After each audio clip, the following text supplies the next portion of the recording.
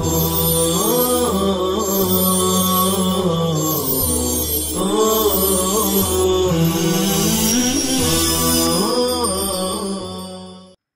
اللہ الرحمن الرحیم الحمد للہ رب العالمین الحمد للہ حمدا کثیرا طیبا مبارکا فیہ یا رب لک الحمد کما ينبغی لجلال وجہک ولعظیم سلطانک سبحان اللہ وبحمدہ عدد خلقہ ورضا نفسہ وزنۃ عرشہ ومداد کلماتہ وصلی اللہ وسلم علی نبینا محمد وعلی آلہ واصحابہ وبارک وسلم تسلیما کثیرا کثیرا. اما بعد، السلام علیکم ورحمۃ اللہ وبرکاتہ. عزیز طلبہ کرام، گزشتہ کل کے سبق میں مقدمۃ العلم اور مقدمۃ الکتاب سے متعلق چند باتیں آپ حضرات کی خدمت میں پیش کی گئی تھی. مقدمۃ الکتاب کے تحت مصنف علام نے جو خطبہ پیش فرمایا تھا، اس خطبے کے آغاز میں الحمدللہ الذی جعل اصول الفقہ مبنا للشرائع والاحکام، اس عبارت میں مبنا للشرائع والاحکام یہ جملہ قابل توجہ ہے. مبنا اسم مفعول ہے، بنا یبنی بناءً سے.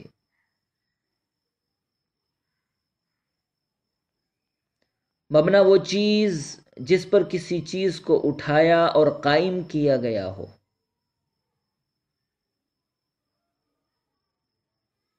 جس پر کسی چیز کو قائم کیا گیا ہو وہ اس چیز کی بنیاد کہلاتی ہے. لہذا مبنا بنیاد مدار کے معنی میں ہے. دین کے عمارت کو اللہ تعالی نے انہی اصول پر قائم کیا ہے، اس لیے یہ اصول شرائع یعنی دین کی باتوں اور احکام یعنی دین کے حکموں کی بنیاد ہیں. جس روزمرہ کے استعمال میں بولتے ہیں بن البیت علی مبنا، اس نے گھر کو اس کی بنیاد پر قائم کیا، اٹھایا. للشرائع، شرائع کا واحد شریعتن ہے. شرع یشرع سے قانون بنانا اور ظاہر کرنا، یہ اس کا لغوی معنی ہے. شریعت کے لغت میں دو معنی اور آتے ہیں. نمبر 1 اسلامی قانون، نمبر 2 خدائی احکام. اسی سے مشروع آتا ہے شریعت میں جائز کی ہوئی باتوں کے معنی میں. اصطلاح میں شریعت اس پسندیدہ راستے کو کہتے ہیں جس کو اللہ تعالی نے اپنے بندوں کے لیے متعین کر دیا ہے. مبنا للشرائع والاحکام، احکام کا واحد حکم ہے. اصطلاح میں حکم اللہ رب العزت کا وہ کلام ہے جو اس کے عاقل و بالغ مستطیع بندوں سے متعلق ہو، اس حیثیت سے کہ اس کلام سے حتمی یا غیر حتمی طور پر کسی کام کے کرنے یا نہ کرنے کا مطالبہ کیا گیا ہو. اس کو اقتضاء کہتے ہیں. یا اس کام کو مباح کیا گیا ہو، اس کو تخییر کہتے ہیں. بندہ مباح کے کرنے یا نہ کرنے میں خود مختار ہوتا ہے.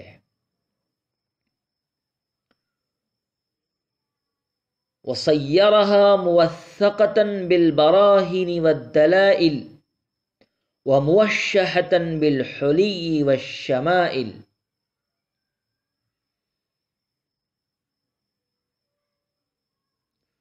حلی سے مراد دلائل عقلیہ، عقلی دلیلیں ہیں، اور شمائل سے مراد نقلی یعنی شرعی دلیلیں ہیں، کیونکہ شریعت خود فطرت کا دوسرا نام ہے.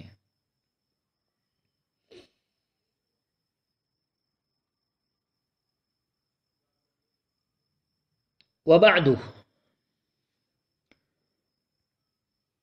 فلما كان كتاب المنار أوجز كتب الأصول متنا وعبارة وأشملها نكتا ودراية اور چونکہ ابو البرکات عبداللہ ابن احمد نصفی کی کتاب المنار اصول فقہ کی کتابوں میں متن اور عبارت زبان و بیان دونوں لحاظ سے بہت مختصر تھی، مگر باریک بینی اور حقیقت فہمی کے اعتبار سے بہت ہی جامع تھی۔ وَلَمْ يَشْتَغِلْ بِحَلِّهِ أَحَدٌ مِّنَ الشُّرَّاحِ الَّذِينَ سَبَقُونَا بِالزَّمَانِ وَلَمْ يَعْصِمُوا عَنِ النِّسْيَانِ، اور وہ شارحین جو ہم سے پہلے گزر چکے ہیں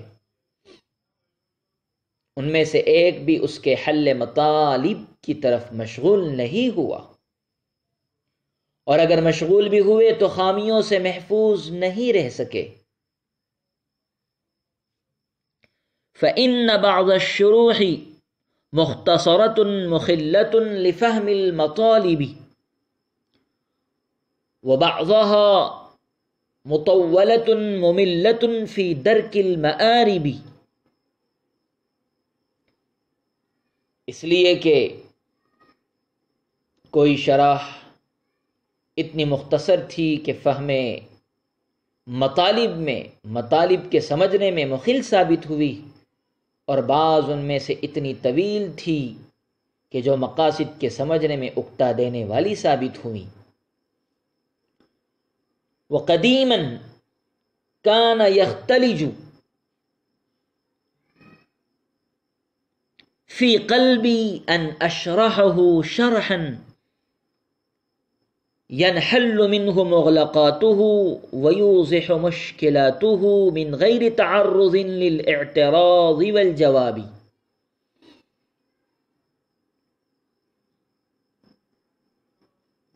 اور بہت پہلے سے میرے دل میں یہ بات بیٹھ چکی تھی کہ میں اس کتاب کی ایک ایسی شرح لکھوں جس سے اس کے تمام پیچیدہ مسائل حل ہو جائیں اور اعتراض و جواب سے تعرض کیے بغیر۔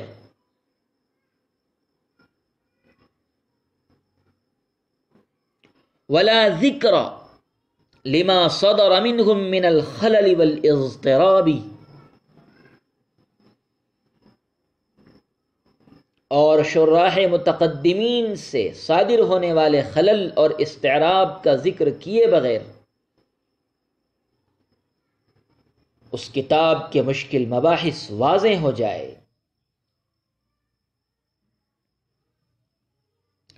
ولم يتفق لي ذلك إلى مدة لكثرة المشاغل وضيق المحامل،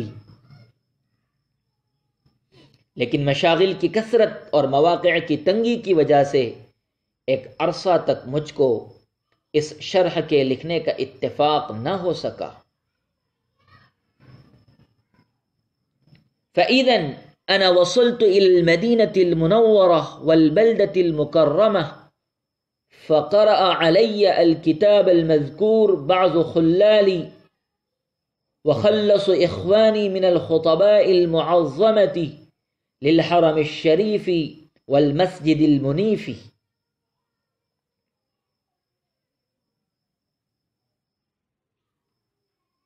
چنانچہ جب میں مدینہ منورہ اور مکہ مکرمہ پہنچا تو میرے سامنے حرم شریف اور مسجد نبوی کے بعض احباب و مخلصین نے مذکورہ کتاب پڑھی۔ فاقترحوا بهذا الامر العظیم والخطب الجسیم وحکموا علی جبرا ولم یترکوا لی عذرا، اور انہوں نے مجھ سے اس قسم کی شرح لکھنے کے عظیم کام اور اہم امر کی انجام دہی کی خواہش کی، اور مجھ کو اس قدر مجبور کر ڈالا کہ میرے لیے کوئی عذر نہیں چھوڑا۔ فشرعت في إسعاف معمولهم وإنجاح مسؤولهم على حسب ما كان مستحضرا لي في الحال من غير توجه إلى ما قيل أو يقال.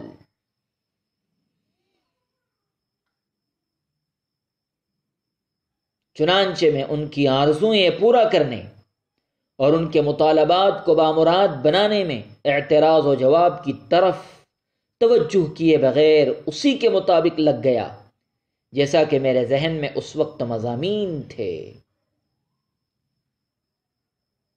وَسَمَّيْتُهُ بِكِتَابِ نُورِ الْأَنْوَارِ فِي شَرْحِ الْمَنَارِ،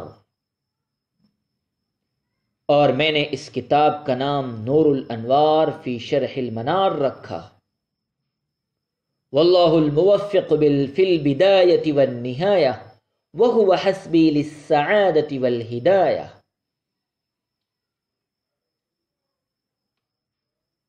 اللہ تعالی ہی شروع کرنے والے اور ختم تک پہنچانے کی توفیق عطا کرنے والے ہے، اور وہی میری نیک بختی اور رہنمائی کے لیے کافی ہے. والمسؤول عنه أن يجعله خالصا لوجه الكريم ولا حول ولا قوة إلا بالله العلي العظيم. اور اسی کی بارگاہ میں میری دعا ہے کہ وہ اس کتاب کو اپنی ذات کریم کے لیے خاص کر لے، اللہ کی مشیت اور مرضی کے بغیر نہ تو کوئی حرکت ممکن ہے اور نہ کوئی زور چل سکتا ہے. وہ بہت بلند مرتبہ والا، بہت ہی بڑا ہے.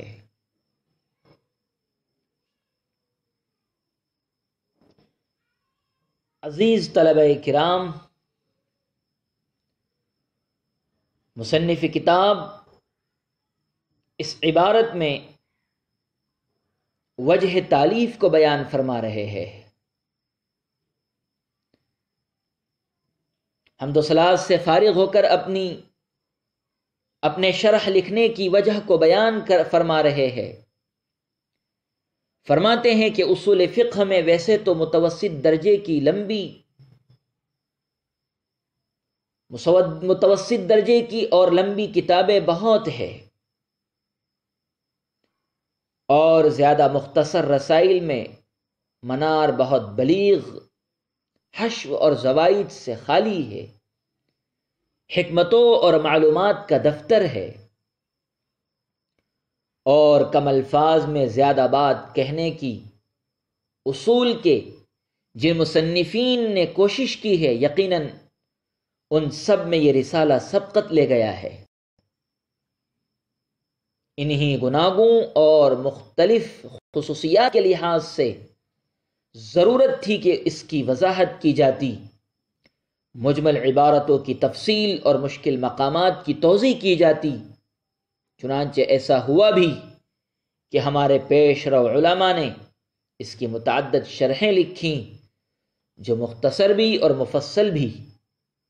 مگر کیا کیا جائے کہ ان شارحین نے وہی عام طریقہ اپنایا کہ کہیں سوال و جواب کی بھرمار کر دی، جس سے مسئلے کا سمجھنا صبر آزما ہو گیا، اور کہیں کسی نے اتنا گنجلک پیرایا بیان اپنایا کہ سمجھدار طبقے کے لیے بھی وہ محل نظر ثابت ہوا. اور ان حضرات سے شرح لکھنے میں لغزشیں بھی ہوئی. پھر ضرورت ہوتی ہے، جب تک ضرورت کے مطالبے اور تقاضے کو پورا نہ کیا جائے وہ ختم ہونے سے رہی. نیز میرے دل میں بھی بات آتی رہی کہ منار کی کما حقہ کوئی شرح نہیں، اس لیے میں ایک شرح لکھوں جس کو آسان عبارتوں میں اچھی طرح پوری کروں اور مسائل اور ضروریات کو خوب کھول کر بیان کروں. نیز شارحین کے عام اسلوب کا اتباع اس میں نہ کیا جائے، یعنی سوالات اور جوابات سے زیادہ چھیڑ چھاڑ نہ کی جائے، مگر تقدیر خواہشات کے تابع نہیں. ایک مدت تھی جو گزر گئی اور مجھ کو مذکورہ اوصاف کی حامل شرح لکھنے کا موقع ہی نہ مل سکا.